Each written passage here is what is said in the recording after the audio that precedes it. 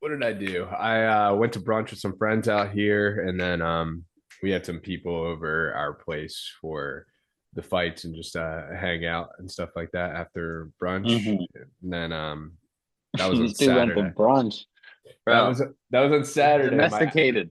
My actual birthday was Sunday. Sunday we just chilled, watched like the NFC AFC championship games last weekend, and that was really it. Yeah. Yeah, yeah, Well, you've been staying afloat with 9 degrees being the lows. You guys are in the yeah. single digits. Dude, yesterday it was like down to like zero, bro. Um, Zero. Swear. Yeah, it's bad. It's really bad. It's just it's honestly screwing up like my circadian rhythm, bro. Because I like to like get outside in the morning, try and get some sun. And when it's that cold, man, like I'm not going out there. You can't go Uh, out when it's 0 degrees out. The sun's doing nothing for you. yeah, like am I gonna go on a morning walk and have like 10 layers on, boots? Like it's gonna, yeah, I'm not Uh, doing that. But nah, I went for a run yesterday outside for yeah. the first time in like a week, and it wasn't that bad. I'll probably do it again this afternoon. But yeah, we probably got like 2 feet of snow. Damn. Like we're buried, bro. Damn. It's bad. Yeah, But my mom said it takes her 30 minutes to get ready to walk the dog outside because yeah, she's gotta put on all the layers, the boots, everything. That it takes her it's 30 minutes just to get outside for this weather. yeah, it's so wild. Mm-hmm. But I think, I mean, yeah, it's not gonna get much better anytime soon. If I take a look, but I mean, I yeah, took a just look at Mount Laurel, my hometown's weather, and I saw some single digit days. I saw it as low as 5 degrees some yeah. I days. mean, at least for the next 10 days, it'll be between 0 and 25 degrees. Sheesh. Sheesh. So yeah, it's bad, man. But whatever, But gotta push through it. meanwhile, I was out there hiking yesterday without a shirt on. It was 78 degrees. I know it's crazy. I see in like a lot of pro runners went out to like Phoenix to just do like a training camp because like it's just so nice there, and then just Yeah. get like some sea level warm weather stuff. Yeah, it looks awesome. Yeah. My regional manager was just like the High Rocks thing was in Phoenix this past weekend. Oh, really? My regional manager was doing it. Um, and I was like kind of telling my girl a little bit about it, and I was just like, I'd fucking be down to do it next year when they come by. Yeah, you'd probably be pretty good at it, dude. It's mainly, I mean, I think like if I was you, I would honestly just train a lot of running because it is like mostly running. Um, Yeah, and like the other stuff, you're already close to being pretty good at, I yeah, would like imagine. this the sled, the farmers carries. I know they got the like the ski. I think a skier, got a rower in there at some point. Yeah, I think it's like a 500-meter ski and row or something. But yeah, you have to run like 1K every round, and I think there's 8 rounds. It's like 5 miles of running, which is it adds up, you know. Yeah, yeah, It's like especially especially because you're doing them all pretty fast if you want to do it good. So it's like 5 miles of hard running on one fatigued legs. 1K is like in It's like track point 0.6. references. So It's like like 0.6 miles, so it's like 2.5 laps around a track, okay, okay, yeah, which that's what doesn't I was. sound that bad, but yeah, you do it 8 times. I mean, it adds up. Yeah, I know. My girl was just like, "Oh, that sounds like pretty easy," and I was just like, "I mean, when you put like the sled work, the farmers carries everything in there, like you're going into those runs already in a pre-fatigued state." Yeah, I mean, dude, like doing a really hard. I think it's a 500-meter row. Maybe it's a 1,000-meter row, but like if you do that pretty hard and then go right into running 1K pretty hard, like that's not that fun. Yeah, I mean, you're it's good. fun, but it's hard, like it's not just like Yeah, But she was Not, interested in it, and I didn't even know that they were coming to Phoenix at any point in time. I guess they come this time, like around January, February, each year. So I might be looking to do it it is next year. cool. I mean, some of those guys and girls are like really fit. Um, can't lie. Mm-hmm. Um, there's actually there's a kid that's from Jersey that's really good at it. Like Yeah, really good. Yeah. Forget his name, but he's like around our age and he's like a pro. And yeah, um, you gotta be really fit if you yeah. want to be like really good at it. That's for sure. I would do like a partner one with her Yeah, yeah, yeah, yeah. because you could do I like a was gonna do partner. one year, but in New York, but I I backed out, bitched Backed out, out. I guess. I'm backed out. That's it. That's it. Oh man. Oh man. So we're talking about the shoulder today. Yeah, yeah, yeah. And before we start, let's just do um we're gonna do like a little bit of a quick segment on just like something that's in the news, Yeah. something that's new, like whether it's sports or research. And one thing, I just thought about doing this last night, so I didn't do a super deep dive. But one thing I noticed just on LinkedIn and the internet, so Christian Blumenfeld, he's a triathlete in Norway. He's really good. He's won world championships, Olympic medals, and all this stuff.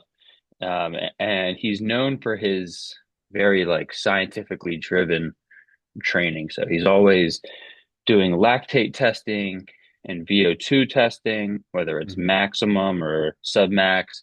And he just posted something on Instagram where he has this post of him doing a VO2 max test, and the data shows his VO2 max at 101 milliliters per kilogram per minute.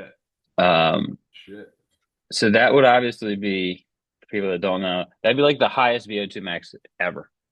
Yeah. So there's one guy, he was a Norwegian cyclist who got like a 97.5, and that one was like validated. They published data on it. They had the oxygen analyzer and like the system sent back to the company and like Hmm. taken apart to make sure that like it was correct. Um, so that one's more believable and kind of what we say is like the highest one. But now a lot of these athletes and fitness people, they're using these like portable VO2 analyzers. So one company's VO2 Master, and there's a few other ones where they're way cheaper than like a traditional system, which might be like 30 or 40,000. Yeah. And so he did it on this one called VO2 Master. And it's, I question the accuracy of it. He's obviously very fit. Like, I wouldn't be surprised if his like VO2 max was in like the high 80s, maybe even low 90s, just because of like his performances and how he trains and all this stuff. But when you look at the one picture that shows that, it has his VO2 max at 101 and his RER at 0.93. So I don't know if you know what RER is, but Tell the people. yeah, essentially the RER is the respiratory exchange ratio.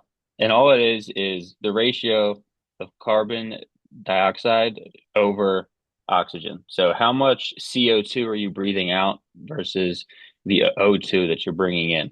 Hmm. And essentially, you look at that to get an index of how many carbs versus fats you're burning.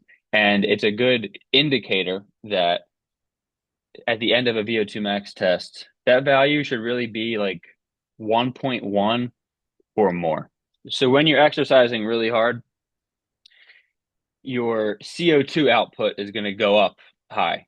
So, especially when you get into these like really high intensity zones or levels of exercise, when you're hyperventilating, um, your body is producing a lot of lactate and hydrogen ions that need to be buffered through this bicarbonate system. And then as a result of that, you breathe out more CO2. So usually at the end of a VO2 max test, like a lot of people will put that as one of the criteria that you're actually at max when your RER is above 1.1. And the reason that it makes this 101 VO2 max value seem to me artificially inflated is because essentially if his VO2 max was 101 at the same time his RER was 0.93, that would technically mean that he's still submaximal. And like most like marathon runners will probably like maintain like an RER of like zero point 0.9 to zero point 0.93 like during a 2 hour marathon. So he's like well below max if um this device was true. So something was probably going wrong with like the calibration of the device. So like when you use these things, you have to calibrate the flow meter, which is like how much the sensor can detect the flow accurately. And by flow, it's just how much air is coming in and out of your mouth. Mhm. Um, and if that is slightly off, it can kind of artificially inflate the VO2 and kind of push the RER down. And it's kind of common. And the device that he uses, the one that you buy commercially, does not have a sensor to detect CO2, Mhm. but apparently they have like a special one that can. So it's not like a device that anyone else has. So just wanted to bring that up just because like, it's been making the rounds on social media, and I think as of now, it's a little skeptical whether that's true or not. And like another thing is that when you measure like VO2 max and all this stuff, usually what we say or what is accepted as VO2 max is when you average the oxygen intake data for like 30 seconds, and then you take the average of that time period as your VO2 max. Mhm. You have these systems that can measure VO2 and they can measure every single breath. So it's called a breath by breath system. And there's a lot of like biologic variability in breath by breath data for various reasons that I think aren't completely understood. But if you've ever done a VO2 max test on a breath by breath system, you'll see that you get these like single breaths that are like they jump around a lot. They're very high. Like you can go from like a VO2 max or like a VO2 value that jumps, 20 to 30 units, but like in consecutive breaths. And it can be because, like you hold your breath for a second during the test and then you have like a big intake like that. And when I was just doing a test the other week on myself, it was on a breath by breath system. And if you look at the individual data points, like I had some breaths that were in like the mid 70s and my VO2 max was 66. So, I'm not going to take a single breath value and say like, oh, that was my VO2 max because like it's really what is averaged over a certain period of time, which is usually like 30 seconds is kind of what is Yeah. standard. So I also don't know if like that's what that value was, but yeah, it's just some context if people see that, there's already articles out there about, he's got the highest VO2 max ever and um I would like to believe it's true, but I The two am data points skeptical. aren't adding up for you. The Yeah, RER I'm and actual skeptical, let's say. VH2 isn't adding up. Now for the RER, like is there something that you can kind of like trying to think of the best way to say it. So like when you have an RER of 1.1, does that Hmm. mean what does that mean per gas exchange between like carbon dioxide versus like oxygen? Yeah, Right. so usually like the RER will range like when you're at rest, so like right now, like we're probably at like zero point 0.7. So it ranges from like 0.7 to like 1.2. And Mhm. what 0.7 just means is like if you take, the carbon dioxide and divide that by the oxygen intake, you'll get a value of 0.7-ish at rest, which just means that you're taking in more oxygen than you're breathing out CO2. And usually, that's an indicator that you're burning like mostly fats for energy. Because it has to do with just like the biochemistry of how much oxygen and CO2 are required, to burn a given gram of fat or carbs. But then as you exercise more intensely, carbon dioxide will go up and up and up and up. And eventually, when you get up to 1.1, like you said, um, you're will be breathing out more CO2 than you're taking in oxygen. Um, and that just has to do with when your muscles are producing lactate and hydrogen and these like acidic byproducts in the blood, you have like a buffering system, which is the bicarbonate system, and that essentially takes those hydrogen ions and buffers them and creates CO2, which then have to be breathed out.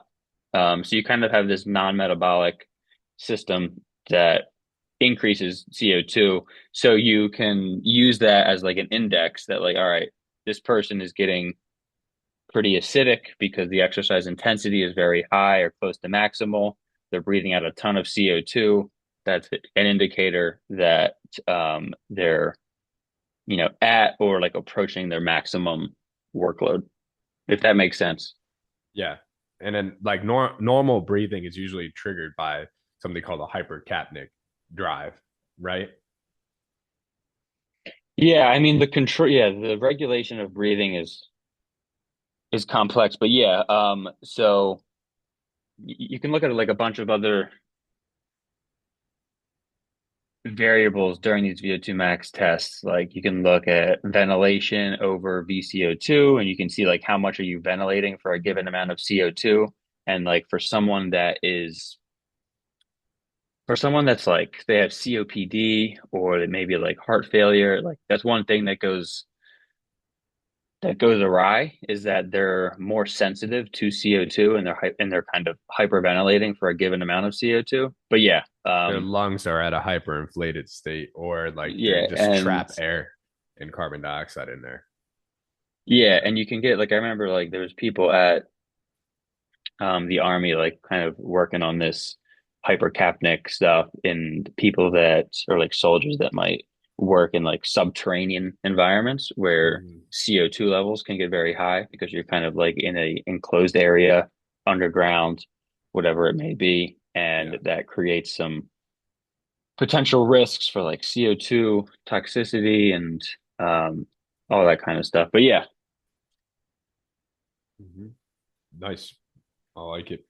yeah. I like Now we're it. gonna shift into the You're kind of shoulder. you're kind of calling bullshit on that guy, Oh, VO2 max. But I mean, it makes sense what you said. Like they I could mean, I just don't be want to be picking one data point and not looking at the whole thing. yeah, I don't want to come off as a hater, but I am skeptical. It's like when you have like an extraordinary claim, or like he didn't claim that, it was just kind of like a picture on his Yeah, Instagram, but everyone. So when you have an extraordinary claim, you need extraordinary data to back it up, I for think. sure. And the fact, like, if his VO2 max was like in the high 80s or 90s, I'd be like, well, that's probably right, whatever, Yeah. because it's not. But like since 101 is, pretty substantially higher than the highest VO2 max that has ever been reported, it's Hmm. like, I think you need some substantial data to back it up. Yeah. I But mean, I yeah, I haven't. mean, it's still, and like, and to be honest, like a lot of these devices aren't equipped to handle like breathing rates and ventilations and VO2s that high. So like Hmm. The device that I was using, it's a portable one, the Cosmed K5, which is like a really good portable. The device, when I was like talking to the lady, she was like, "Yeah, if you are working with someone that has like a VO2 max above like 7.5 liters a minute of oxygen, then the variability, can potentially like the system can like might not be able to handle that much oxygen or I see. airflow and things like that. And his VO2 max that gave him that 101 was like 7.8 liters a Yeah, minute, it said. So you just take that liters per minute and divide it by your body weight to get the value that we all know, which is milliliters per kilogram. But that's like another thing is like a lot of these machines aren't equipped to really handle that high of a VO2 max because output. they're Yeah, so rare and like yeah, they're very uncommon. So that's like another thing that could introduce variability. But I mean, there's been I some got you. cool, discourse about the whole thing. But yeah, I All I know am is my definitely Apple Watch says skeptical. my VO2 max is 40. And I'm just like, no way. There's just no way. I mean, Yeah, that's not measuring oxygen uptake or anything like that. Obviously, the Apple Watch. I was like, I do way too much cardio and conditioning and can tolerate too much cardiovascular exercise for it to be 40, like just well below the average of the age right now. yeah, I think you're definitely above 40. And like you can look into how these watches calculate stuff like that. I've looked into the Apple Watch one and it's pretty simple to be honest. So like they just look at your heart rate and like running pace or power output on a Mm-hmm. bike. And then it's just like an equation that like assuming that your max heart rate is this and your running speed is this, running requires this much oxygen at this speed.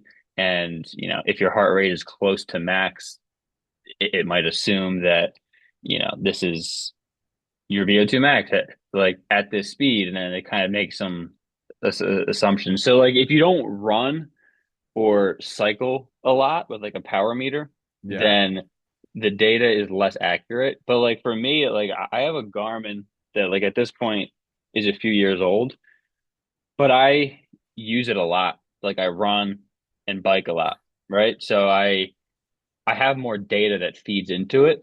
And for me, it was actually the VO2 max that it gives me for running is exactly the same as what I got during the test I did on the rower.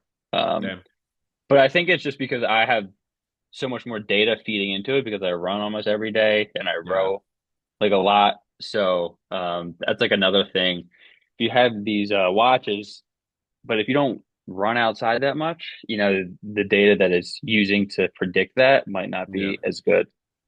I also think the tough part for me environmentally is like you go out for a run and it's like 90 to 100 degrees out, like your heart rate is going to be high no matter what. Like, forget doing a steady state run. Like, doesn't Yeah. matter the pace you're going at, your body's just trying to cool itself down.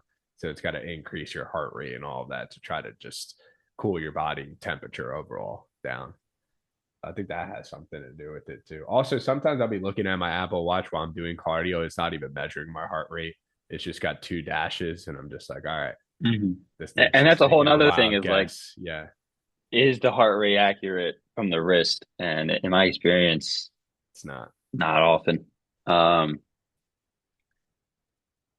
but yeah, um, but yeah, that's all I wanted to cover as far as the news. And there Yes, was sir. another interesting study that came out, and I won't spend like more than a minute on this because I don't understand the methods that much yet 'cause I didn't read into it. But this study came out that kind of reanalyzed like a bunch of these previous aging studies in twins, and they came to the conclusion that um, human lifespan, so like how long are we going to live, um, is 50% of it is due to genetics. And I think in the past, like people have made estimates of like 20 to 30% Yeah. um, range. So it's kind of like another thing that's making the rounds on the internet that like, wow, like if you address for some confounding factors, 50% of the variability and like how long we're going to live is just due to things that we can't control, which are our genes. So, Yeah. yeah, I want to look more into that one, but it's a big study at the moment, and like a lot of people are talking about it because that's it's kind of like wow, like if you want to change your lifespan, you just got to choose the right parents. That's right. Hold But yeah, on. so let's All right, we back after a quick little intermission right there. all right. So yeah, today we got a treat. Zach's gonna give us a master class on the shoulder, Yeah. um, as our resident orthopedic expert. And yeah, we're gonna go through everything from the anatomy, pathology, movement, types of surgeries, rehab, all this kind of stuff. Zach's a PT expert and he knows a lot about this area. So yeah, wherever you want to start. I mean, thinking we Yeah. could just start like basic high level, just talk about like maybe the anatomy, and some Mm-hmm. of like the surrounding musculature, ligaments, labrum, all that kind of stuff, and just give us Sure. a little bit of a baseline. Sure. So yeah, if we're talking about the shoulder, we have to talk about the glenohumeral joint. That's what makes up the shoulder joint. That's our classic ball and socket between the head of the humerus and the glenoid fossa of the scapula. The actual glenoid, so what makes up the socket, is going to be your glenoid labrum, which is kind of like a web-like ligamentous, cartilaginous structure right there. It provides static stability at the joint. Then you have your anterior, posterior, inferior joint capsule that also helps with static stability. Then you also have your glenohumeral ligaments, your superior, middle, inferior, and posterior glenohumeral ligaments. Then, if we're talking musculature, you have your rotator cuff, which is your infraspinatus, your teres minor, your subscapularis, and your supraspinatus. And then if we're talking also about the shoulder, we have to talk about the scapulothoracic joint or articulation. It's not really a joint, it's more of articulation because the scapula just kind of glides on the upper part of the rib cage as well as the thoracic spine. But it's very crucial to the movement and biomechanics of the shoulder because you have something called the scapulohumeral rhythm, which is basically that says for every 2 degrees occurring at the ball and socket, the glenohumeral joint, we need at least 1 degree of scapula, aka shoulder blade, upward rotation. So the two have to work hand in hand, basically, to achieve full forward elevation of the arm, elevation of the arm from the side, um, all of that stuff. But those are kind of your basics. Also, the muscles that control the shoulder blade are what referred to as your scapula or shoulder girdle muscles. And these are any muscles that have some sort of attachment to the scapula and cause movement at the scapula. So, you got your pec minor, you got your lats, you got your mid trap, your low trap, your upper trap. You got your rhomboids in there as well. So pretty much any muscle that controls your serratus anterior that has some sort of function going on at the shoulder blade would be considered kind of a shoulder girdle scapular muscle. Hmm. So that's a brief little anatomy rundown of the shoulder itself right there. Yeah.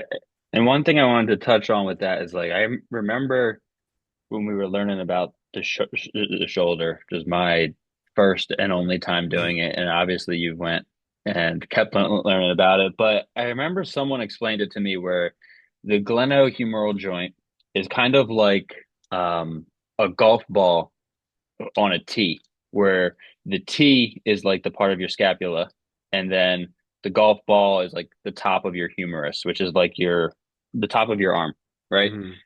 And it kind of sits in there, which is not very stable as like a joint, as we can all envision. Whereas like in the hip, it's like a ball and socket where it's really enclosed and Yeah. encapsulated almost. And that's one of the reasons why like a shoulder has far more mobility than the hip, which, you know, like it could have evolved for like letting us throw, Yeah. you know, throw things, throw spears and all that. We were cavemen and all Hmm. that kind of stuff. But I really just wanted to bring that up because that is part of the reason that ties into like why we see a lot of these unique shoulder type injuries that you don't see in the hip is because we have a lot of this mobility that can place a lot of stress on like the rotator cuff, which those tendons are kind of like little fingers that then like wrap around that golf ball, and you know they can be exposed to Yeah. certain stresses and things like that. Yeah, and typically when you look at like the bony anatomy of the acetabulum and like the head of the femur, there's just way more surface area of the actual acetabulum. So like the ball and the socket fit a little bit more congruently. But like I love the golf and the tee kind of analogy because that's pretty true for uh the shoulder. It's a pretty loose joint, and like the other ball and socket joint aside from the shoulder is the hip. But like when you think about hip range of motion, like you think about hip flexion, you might be getting to 120, maybe 135 for somebody with a bent knee, with somebody who is pretty flexible in their hips. But the shoulder, you can get to flexion of 180 degrees. So that's just, Mm-hmm. you know, flexion at two different balls and ball and socket joints in the body, and how much more motion the shoulder has uh, than the actual hip joint itself. Even if you look at external rotation of the shoulder, external rotation at the 90-90 angle, you could get all the way until 90 degrees. Baseball pitchers, it's normal to see 110, maybe even 120 degrees of external Mm-hmm. rotation at that 90-90 angle. And when you reference towards the hip, you know, you're looking at anywhere between 30 to 50, maybe, for external rotation at the hip. Right. And yeah, I'm trying to think how we could if people don't know what I mean, for flexion of the hip is just like bringing your knee up, Yeah. right? Like a knee Think drive about thing. bringing your Whereas knee to like your chest for flexion of yeah, the hip. whereas the shoulder is just like bringing your arm straight out. And obviously, you can bring your arm straight out all the way like above your head, which will give you that 180 degrees of movement. So obviously, it's much more than the hip. Yeah, Um, but yeah, I just wanted to mention that because that can kind of is one of the reasons that the shoulder experiences like different kinds of injuries definitely. and then the hip. But it also like allows us to do more things with our upper body that we can't do in our hip because our hip is more constrained range of motion wise. For sure. Um, yeah, so to have a little like anatomy, like the shoulders obviously very complex. Um, so I guess yeah, like where do you want to go? We could go into some of the pathologies that Yeah. you see. So like I guess we can start with like just start with like acute injuries. So I mean, as we mentioned, the mobility is more in the shoulder, it's less stable. So obviously Hmm. you can see things like dislocations Sure. more than in the hip. Sure. For the hip, But you yeah, really you only wanted to see the hip, you really only see dislocations and like some kind of high velocity trauma, like a motor vehicle accident. You'll see hmm maybe a hip dislocation. Um, However, for the shoulder, super common for subluxations and dislocations to occur. Subluxation is when you have basically a small slippage of the joint out of place, but then it goes right back in.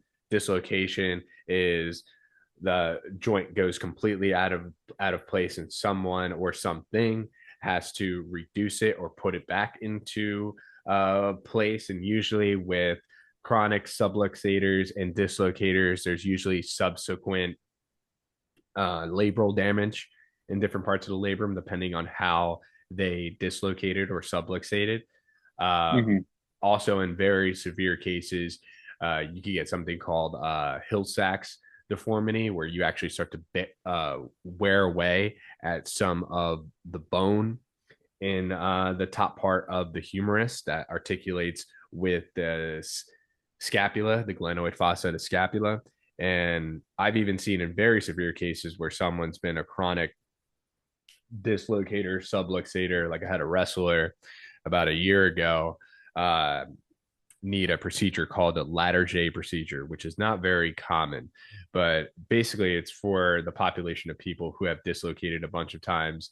They've had labral surgery, they have a Hill-Sachs deformity, and they don't necessarily have the bony congruency of that ball and socket joint any longer. So they actually take a piece of the coracoid process of the scapula, which is a little like bony part of the scapula. They shave that off and then they attach it right here into the anterior capsule of the shoulder to Hmm. reinforce. That's kind of like a last result. If someone dislocates after that, they're fucked. They're fucked. Yeah, and I mean, I've seen like when I was in AT, I remember working with like this rugby team, and there's one kid like he would pop his shoulder out like all the time. And so with that Hill-Sachs deformity, that's when your shoulder keeps popping out and in, and then it just kind of like chips away the bone, right, on the humerus. And Essentially, yeah, so then with people like that have a unstable shoulder, and this is probably like more people, it's probably more common than people think. To my understanding, and like I know we're going to get into some of the rehab stuff later, but what's like the role of the rotator cuff or the surrounding muscles to kind of improve stability of the shoulder? right. And, like how can we, because like for me, like I try to do just like some banded rotator cuff stuff, just kind of preventatively, like Yeah.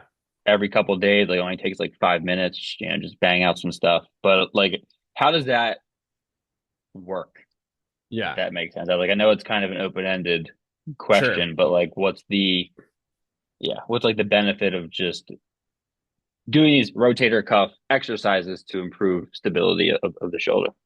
Right. So like you got to think the rotator cuff does two different motions in like isolation.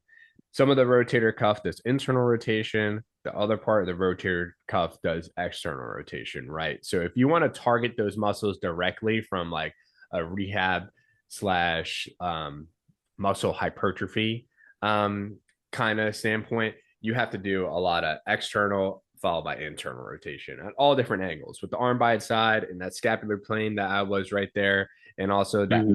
that 90-90. That's how you're gonna like kind of gain strength in those areas. However, from a functional standpoint and how we use our arm, I'll try to take a step back here for this so you can kind of see. So, like if I raise my arm like this, maybe out to the side is a little bit better, right? So functionally, what the rotator cuff does, it sits my head of the humerus in the socket of my scapula functionally Mm. when I'm moving my arm in all different planes. If I didn't have my rotator cuff present and I went to abduct or move my arm away from the side, this is what would happen. You would get elevation of the shoulder with it because it's a force coupling mechanism basically between the deltoids and the rotator cuff. Like as your middle deltoid is raising and abducting the arm out to the side, the supraspinatus is drawing the humerus into the socket Mm. and stabilizing it in the socket. So from a functional Yeah. standpoint, anytime I'm moving my arm any different direction in my everyday life, it's my rotator cuff that is stabilizing that shoulder in its socket dynamically. And what Yeah. dynamically means is just from a muscle standpoint, it's something that we can control. Statically is like ligaments, cartilage, things like that, that we have no active control over essentially. So to answer your question, I think you have to do a combination of, like you're saying, the regular internal, external rotation at all different angles. of the shoulder just for general hypertrophy and strength of the rotator cuff. However, you really need to train the shoulder to work together and do something called dynamic stabilization, which is essentially all the shoulder muscles contracting at once to provide stability at the joint. So I think you have to do a combination of both, because if you're just doing the IR, internal external rotation, um, you're not really putting those type of stability demands on the shoulder, if that makes sense. Hmm. You're No, yeah, simply it does. just asking the rotator cuff to do its job from an anatomical perspective. Right. So you want, and I mean, like, yeah, we're obviously not going to get into like all the different exercises, but we can send people links or whatever. So yeah, that was a good explanation. So like the rotator cuff, what they do is kind of keep the golf ball on the tee and keep it, let's just say like centered in Yeah, place. keep And the then, golf ball on the tee. And if you see somebody, like when I've seen people who have torn their rotator cuffs and they haven't got surgery or anything yet, you have something called a positive shrug sign, which is because their rotator cuff is gone and there's nothing stabilizing that golf ball on the tee. They get this. They just yeah, get that shrug sign when they try to raise their arm out to the side.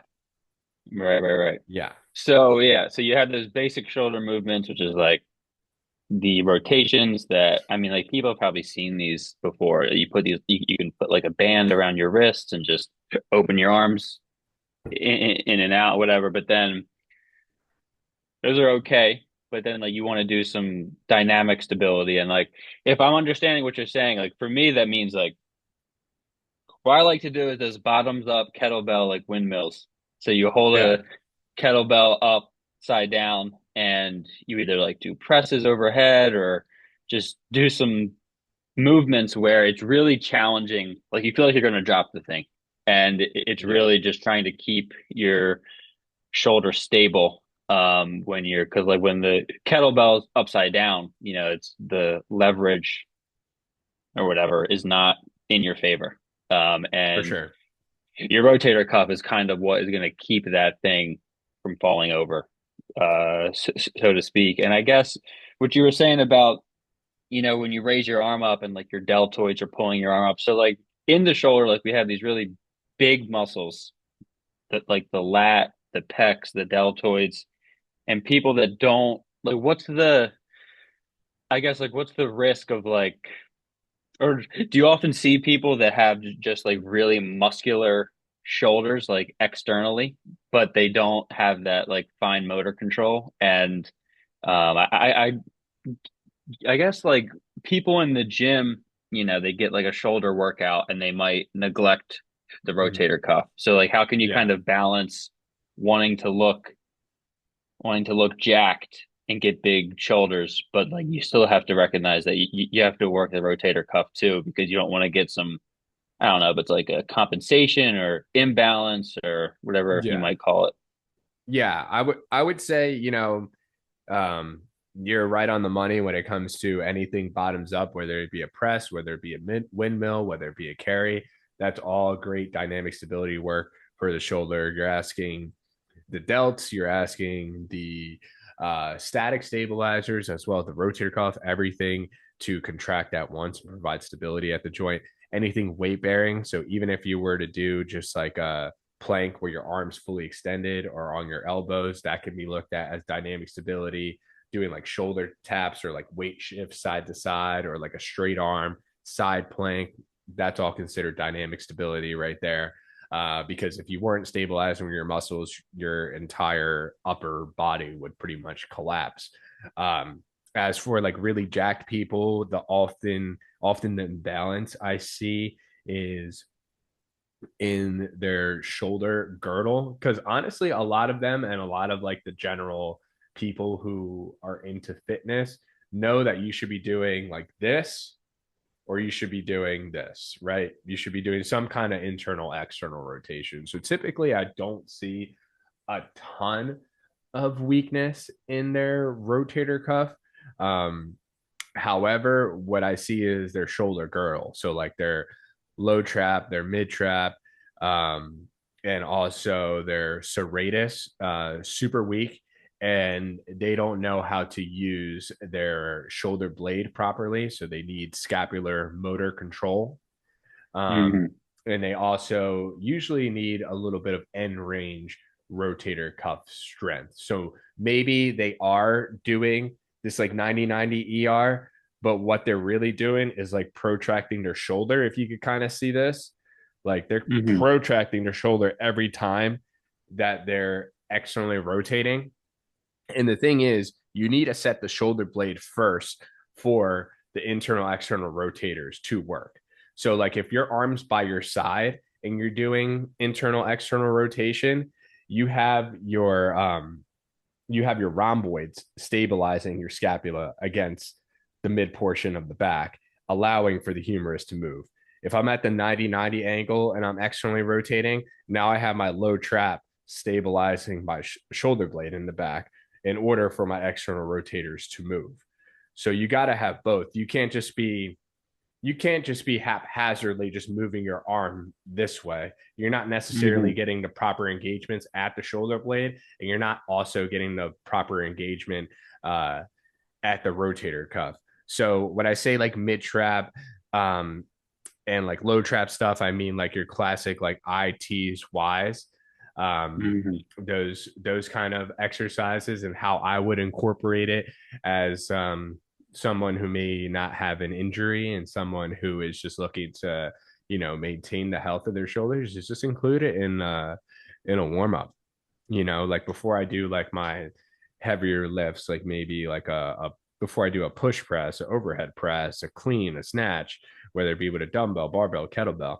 um, I'm usually doing some kind of scapular work, so some kind of ITs and Ys, whether it be with a TRX, a dumbbell, something like that, maybe in a quadruped position. Um, and I switch it up on my upper body days. So maybe like one day my warm up's all scapular work.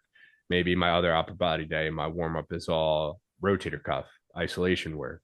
Then another upper body day, it's more dynamic stability work. So I'm just kind of throwing everything at it to maintain the health of the shoulder, if that makes sense. Hmm. It does make sense. And then, because I guess if we can get into like overuse injuries, which is Mm-hmm. what probably plagues the shoulder the most for most people, Yep. especially with age. Um, and yeah, this is like stuff that you see in, baseball players, people that have occupations like painters, maybe, who like they're always doing stuff, these light overhead movements like their entire life. And like how, yeah, like what's the trying to think of a good way to frame this, but like as far as overuse injuries on the shoulder, like what's most common?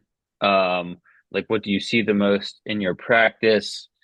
And yeah, how can people avoid that or be aware of it? Maybe if you have like Yeah. some interesting stats on rotator cuff injuries and things like that. But yeah, just like an overview of like the overuse type injuries.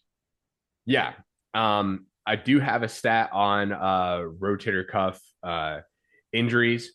Um, obviously it's less prevalent in the younger population, but it increases almost to about 20% by the age 60. Now, there's a lot of different factors that could go into why. Obviously, you lose more of your muscle mass and stuff in your later years of life.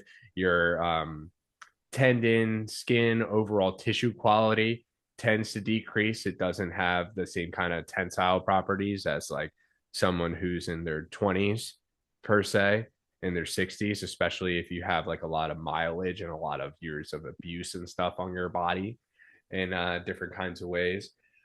Um, but I will say, I anecdotally, the most common tendinopathy in the shoulder that I see is biceps tendinopathy. Very Mm, rare do I see rotator cuff tendinopathy. I do see it. That's probably the second most common. But I would say 9 times out of 10, it's biceps tendinopathy. And typically it's because um, they're long headed a bicep tendon, which has an attachment in the superior part of the labrum. Um, is having to work harder than it needs to because of some biomechanical deficiency, whether it be in their scapular muscles or whether it be that their rotator cuff is really weak and they're just putting too much stress and demand on the bicep. And somebody might say, how does the bicep have anything to do with the shoulder? Well, I just said that it has attachment is a superior part of the labrum, but also the bicep as a secondary function, it flexes the shoulder forward. So it raises the arm up and down like this. That's a secondary function. Its primary function is at the elbow joint, which is flexion of the elbow with supination. So with the palm up. That's a primary function of the bicep. But the bicep can also flex the shoulder secondarily. And it's when it's doing that secondary job too much that it becomes a problem and the tendon starts to get inflamed and it starts to cause some pain for that individual. You got rotator cuff tendinopathy. I would say the other shoulder injury that I see a lot that doesn't require any surgery and that's not too traumatic is impingement syndrome, where you could have, impingement of the supraspinatus, you could have impingement of the long head of the bicep tendon, you could have subacromial impingement where maybe you irritate a bursa, which is a fluid filled sac that reduces friction between objects in our body. Sometimes, that bursa could get inflamed and there's less space underneath the subacromial space. If you follow kind of your clavicle, that piano key right here, all the way out to the side, eventually you'll reach a little bit of a bony divot.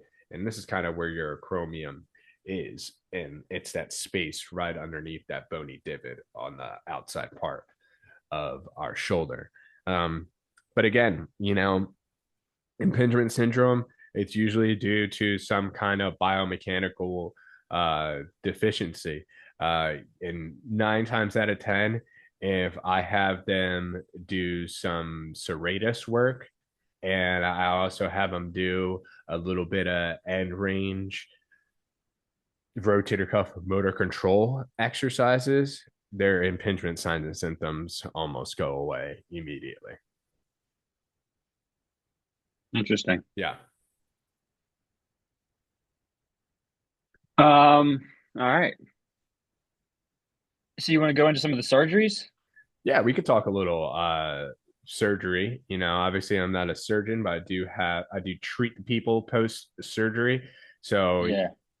I won't talk too much in detail, but if we want to talk about open versus arthroscopic repair, basically arthroscopic repairs, they have a camera tool. It's minimally invasive and they have shorter recovery times. So, let's say somebody doesn't have too much damage to either their rotator cuff or their labrum, they'll kind of poke a little hole, use a camera instrument in there. They'll go in, they'll clean up the tendon or they'll clean up the actual labrum and they'll get out.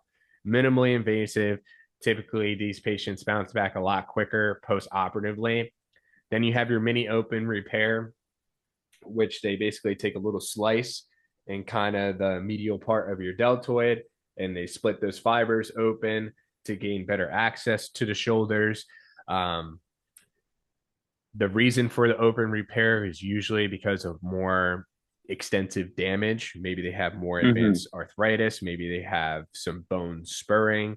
Maybe they have a larger rotator cuff repair that they need to, open the person up more to actually suture it and anchor it down Yeah. properly. Let And me then just ask one thing real quick. go So for it. when they're doing these rotator cuff repairs, Yeah. generally the goal is we have those tendons like the fingers on the golf ball or like the ropes on the golf ball or whatever. And essentially the goal is to that tendon has either frayed a little bit, it's detached or Mm-hmm. whatever. And the goal is either to reattach that to the golf ball or just repair, the a minor tear that might be there with either stitches or I don't know how they do it. But the whole goal is to kind of reestablish um positioning or connection with the tendons on um, the head of the humerus, which is like the golf ball, right? Right, right. That's essentially correct. They're suturing it if it's at its attachment site where the tear or like the fraying of the tendon is in the rotator cuff. So either on the greater to lesser tubercle, the humerus would be like bony protuberances right here. They're taking sutures, they're taking anchors. They might drill a little bit of a hole in there to kind of re-anchor it and re-suture it down to its attachment site.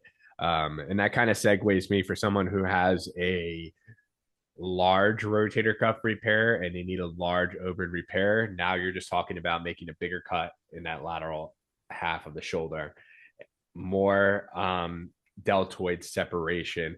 And now, even in some severe cases, you might have like retraction of that supraspinatus. So, like the supraspinatus, the tendon attaches into the tubercle of the humerus, right?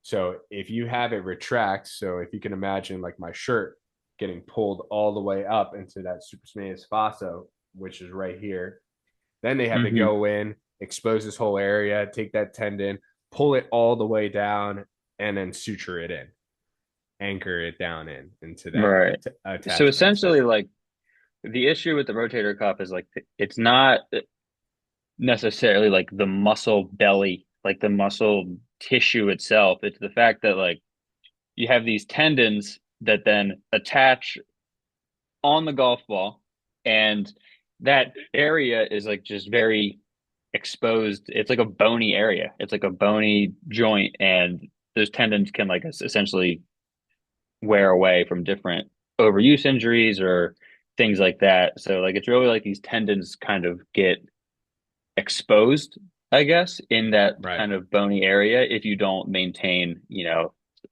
stability, mobility, and just proper, I don't know, space within that joint. Is Yeah. that right or wrong? Yeah. Usually, if we're talking about a rotator cuff repair, there's some sort of disruption between the tendon to bone interface.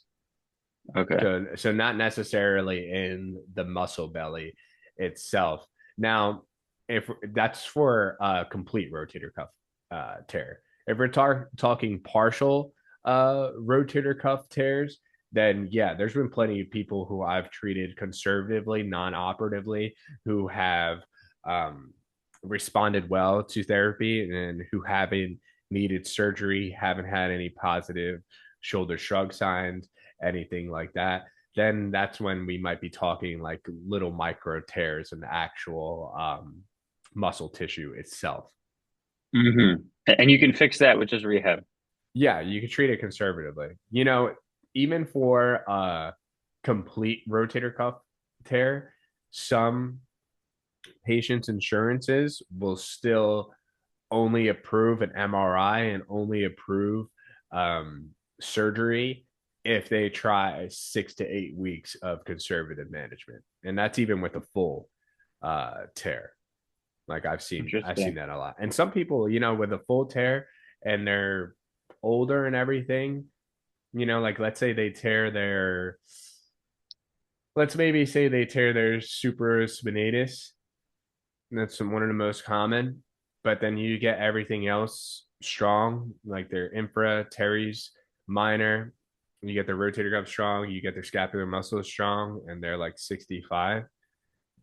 They usually do pretty good conservatively. Yeah. Yeah.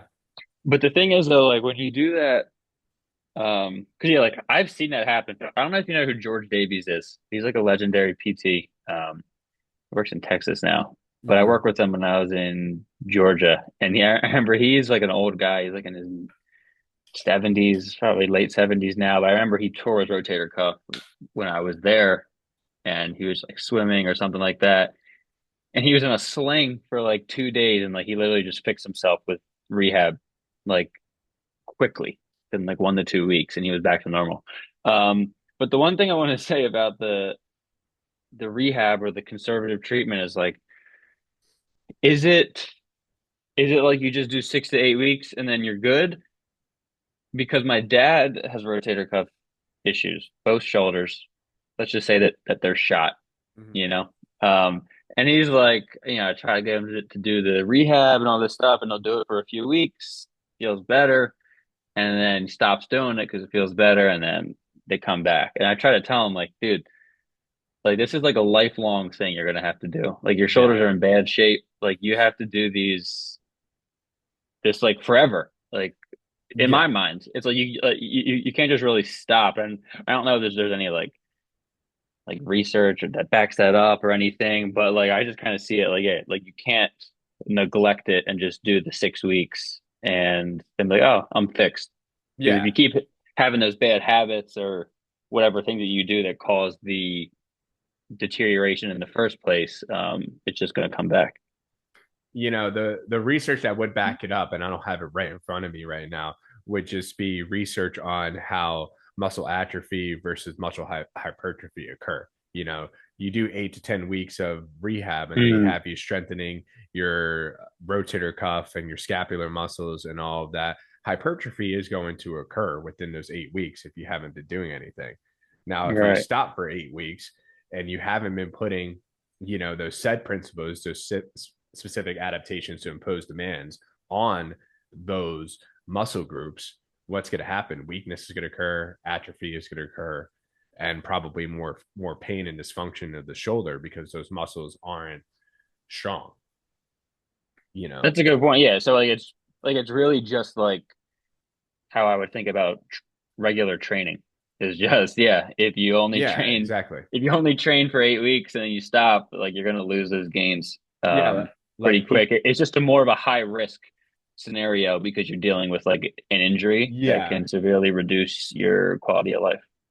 exactly. Like I've had some like I had a stress fracture in the head of my humerus. I had little leaguer shoulder way back in the day, and then I had like a small like labral tear in my shoulder from jujitsu a while ago. But like I have to do shoulder rehab all the time, and if someone has a partial rotator cuff tear or any kind of injury, not even if it's for the shoulder, I always say like you got to maintain these adaptations for life.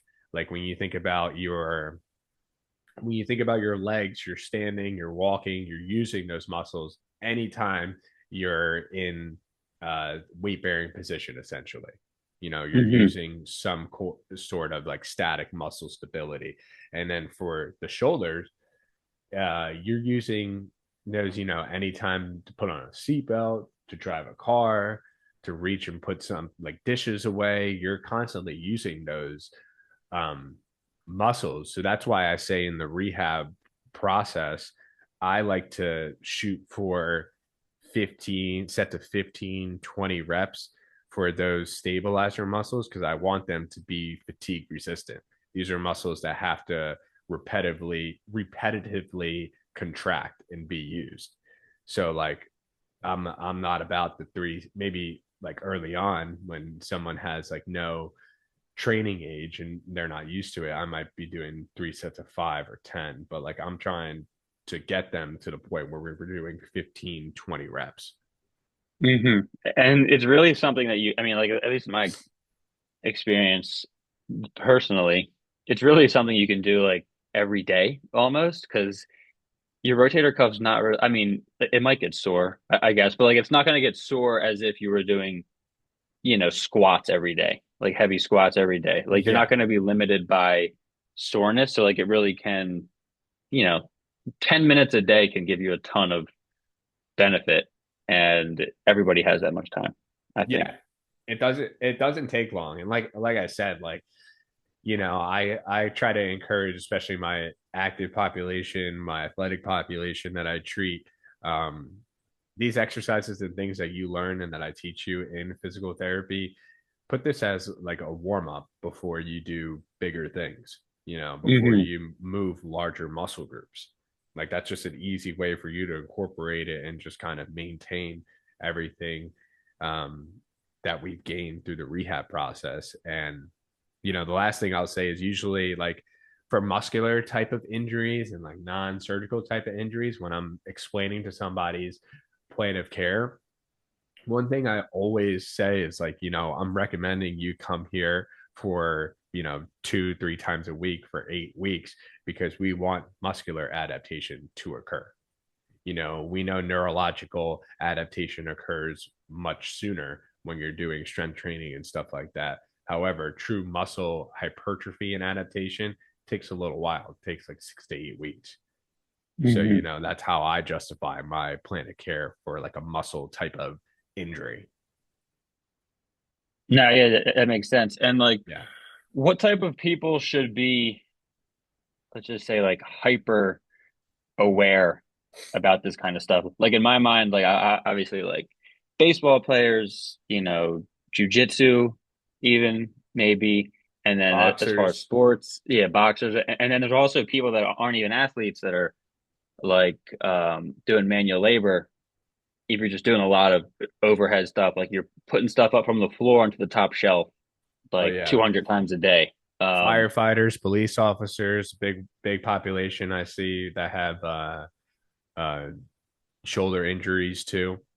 Um, hmm, yeah, I mean, if you're an overhead athlete, you need to be doing regular scapular and rotator cuff strengthening exercises, and like you know boxers, kickboxers, MMA athletes, wrestlers. So you're putting a lot of poundage on your shoulders because it's a lot of impact. You connect with a punch, that's impact getting going from your fist all the way up and through the shoulder, right? You get taken down wrestling and you got a sprawl or you got a post on your arms. You're asking for all stability from your arms right there. Your weight bearing on your arms right there. So again, super important for those athletes as well to maintain the health of their shoulder and longevity of their shoulder. um, Scapular work, rotator cuff work, dynamic stability work, for sure. hmm. For sure, for So, all of those athletes. so I know I kind of cut you off on the surgeries, and I guess like we don't have to really go too deep into all of them. But from Yeah. a personal standpoint, I just want to ask about the shoulder replacement or Go the reverse go for it. shoulder or whatever it Yeah. is. Because my dad, obviously, he tore his shoulder, he tore his rotator cuff. I'm pretty sure it's completely torn. And essentially, like he was getting a surgery on something else at the time that he needed to get this rotator cuff one.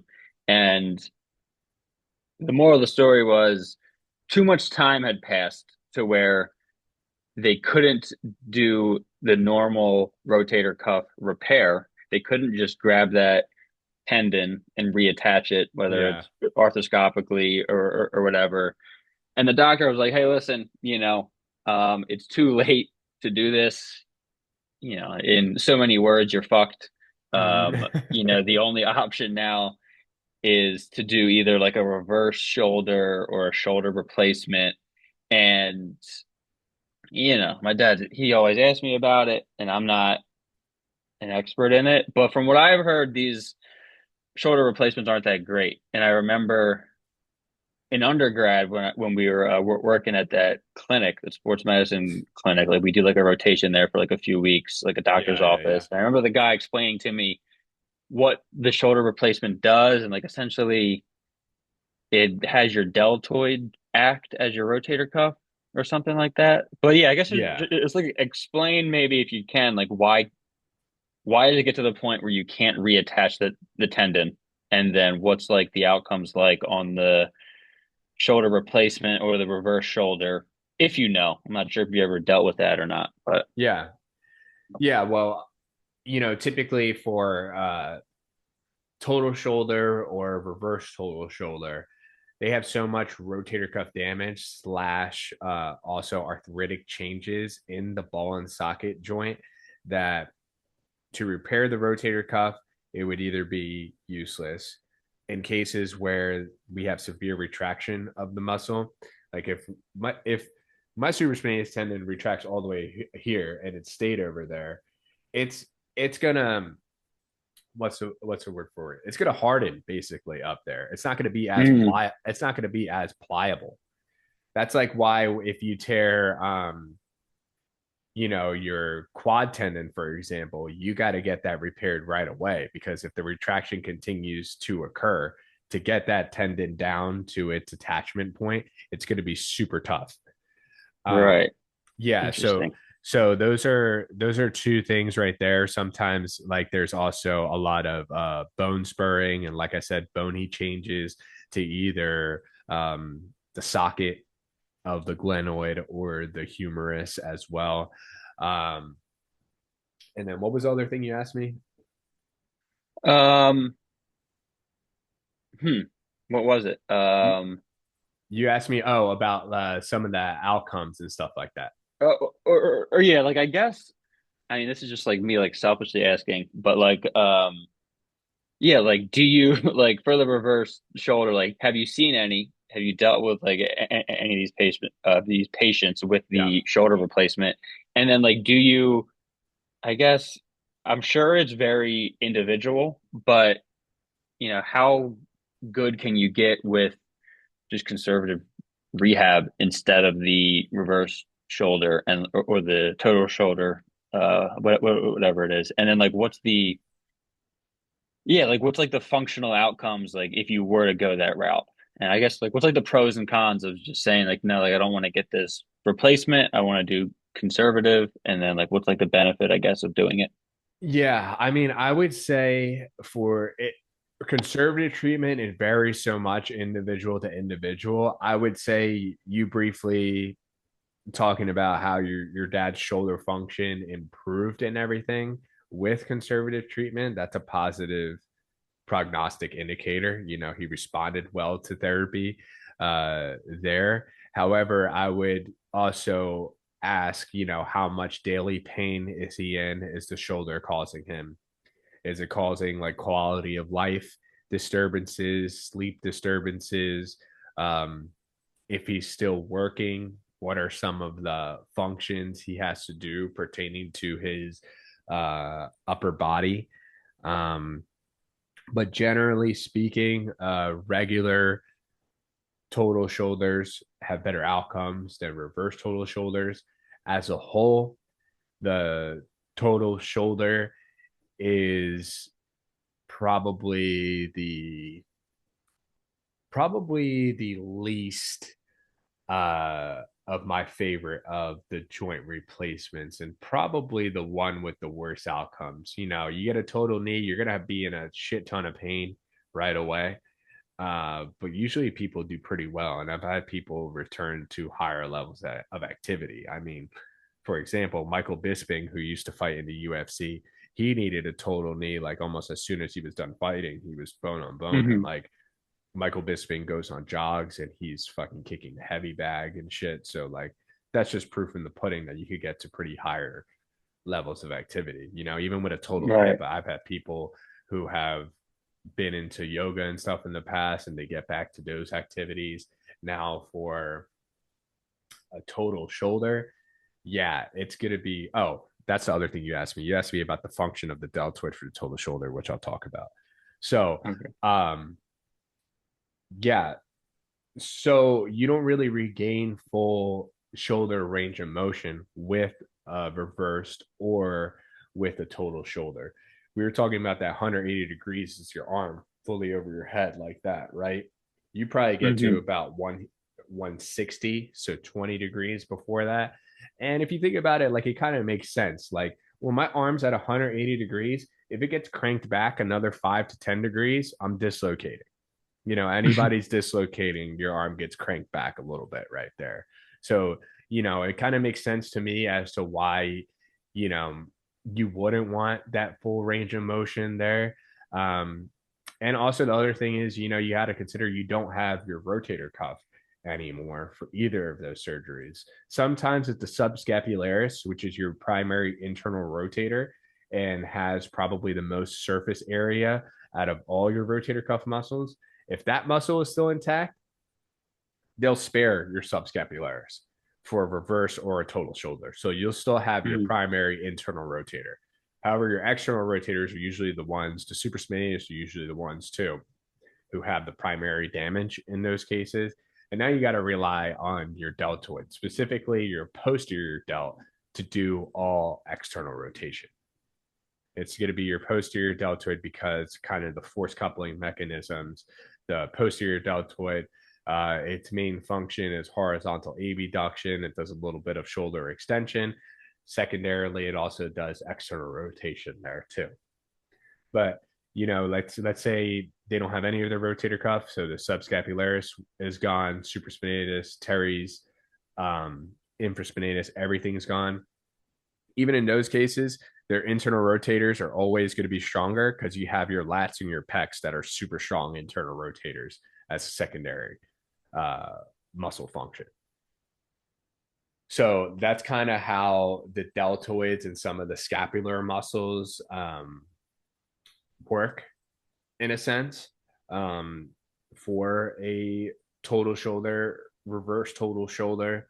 I've had people go back to, like, I've had only one patient who had a shoulder replacement go back to swimming, and she was a little bit of a unique case because she was a former triathlete, older woman, like in her mid 70s, needed a shoulder replacement, but she was in phenomenal shape. So I think that had something to do with it there. And like the strokes that she was swimming, like, I don't know if she was doing like a full freestyle stroke. I probably assume she was probably doing like a breaststroke or something like that, something a little bit less Mm-hmm. intense in terms of that range of motion requirement. Um, but yeah, like bench pressing, like throwing baseballs and shit like that, throwing any kind of ball after um, a shoulder replacement, um, you're not really going to have that stability in the shoulder joint ever again to be able to do some of those higher levels of activity. It's like incline push-ups, like maybe push-ups from the floor. Yeah, definitely some dumbbell pressing, but you know, any kind of overhead pressing, really any kind of like jerking motions to the arm, which would, a throw, punching something could be examples of that. That's really not indicated. And they honestly discourage a lot of like heavy lifting, for life after shoulder replacement. You know, Yeah. with the arm by your side and doing like pulling exercises and stuff like that, you're going to be pretty safe to like hold on to some load there. But yeah, when you're pressing, when you're having to reach overhead and stuff like that, like it's going to be not going to be indicated. Like I wouldn't be wanting somebody to overhead press 135 pounds with a shoulder replacement. I'm just like, what's the risk versus reward right here? Right. We could probably do some other exercises to gain some deltoid strength and stuff like that and stay in shape. So Cool. Yeah, no, that was good, man. yeah, I don't know if What there's else? any. Anything else you want to touch on as far as the shoulder? I mean, I know you had like some rehab stuff in that document. Um, Yeah, I any- mean, just a quick the some quick things we want to talk about rehab wise. We've talked about dynamic stability of the shoulder. We've also talked about rotator cuff work as well. Um, and I kind of got away from doing a lot of sideline external rotation and stuff early in my practice, but sideline external rotation. So when you're laying on your side and you're lifting your arm away from your body like that with a towel roll Mhm. underneath, that has the highest infraspinatus and teres minor um, EMG activation. Um, so that's one that I've quickly started to implement again about a year ago. Hmm. Like if that has the highest EMG and like I'm looking for just like pure strength of the rotator cuff, then yeah, why am I not doing that? And then And how about stuff like when you're doing those, like, sorry to cut you off, but like when you're doing those and like stuff like scaption, where you should have like your thumb pointed up mhm. versus down, is that still a thing? Yeah, yeah, yeah, yeah. That is still a thing for like the scaption exercise, thumb up. on the scapular plane. So you're not raising your arms straight forward. You're not straight at the side. You're kind of on a 45 degree in between and raising them up. That has the highest supraspinatus EMG muscle activity. So, if your goal is to target the supraspinatus, the full can exercise is the GOAT for Hmm. supraspinatus activation. There's no EMG study on this exercise, but it's another one that I like to do. Like if you do an incline bench on a 45-degree angle, so like I'm kind of angled this way, and Hmm. I do a lateral raise. I like doing lateral raises like that because it puts me more at an incline and it puts more stress on that first 15 degrees of abduction, which the supraspinatus also does. So I Hmm. like doing that for some supraspinatus and also some deltoid hypertrophy work. The You Terry, can do those like leaning, like standing and leaning too. Like I've done, right? Like I've done yeah, those with yeah, like a yeah, cable. Yeah. yeah. You could do that standing and leaning for sure. Um, for the mid trap, you got your T raises specifically in a prone or quadruped position, have the highest EMG activation. So high levels of recruitment there. Um, a prone row, also high levels of recruitment for the rhomboids and also the what's it called? The mid trap too. Hmm. So yeah, So like a lot of stuff that like brings your shoulders back, back and down, right? yeah, Like you don't want to be in this position where your shoulders are shrugged, they're rounded. Like a lot of that can like predispose some issues. right, for sure. So that definitely is crucial. Thoracic mobility is crucial for specific extension and rotation because you do need your upper back to extend and rotate depending on the position you're trying to get your shoulder in. So, that's crucial. Same thing along those lines. Having adequate rib cage dynamics, whether it be for internal or external rotation of the ribs, um, is crucial too.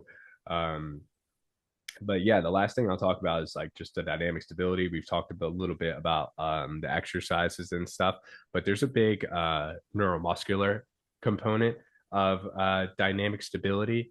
And what I mean by that is basically like anytime you have um, an injury to an area, and specifically we're talking about the shoulder here, there's a little bit of a disruption that occurs in those neuromuscular mechanics. So we have different receptors underneath the skin.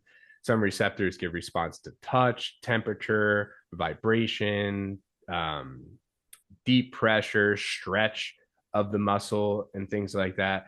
So when you have an overstretch or when you have injury or trauma or inflammation and things in those areas, those neuromuscular, those signals underneath the skin and that lie within our muscles, ligaments, joint capsules, all that stuff gets disrupted. And when it gets disrupted, that breaks the connection between the brain to that area. You can think of it kind of like as the mind muscle connection. It breaks up a little bit. So after injury, that's also why it's so important that you reintegrate that system through proprioceptive, through kinesthetic awareness, through dynamic stability work. Like your brain and your body has to see where your joint is in place to reduce it going further than it should.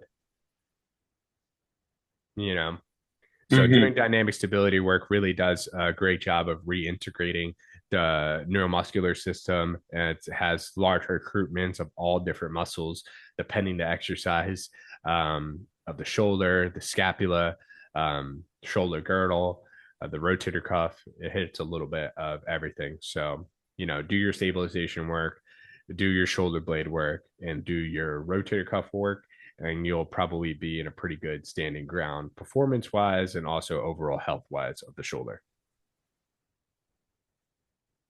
Cool. Yeah. So that's the last thing I wanted to touch on right there. Sick, man. That was awesome. Hell yeah. Um, yeah, all right. Let me I stop think this that'll do it. recording. Yes, sir.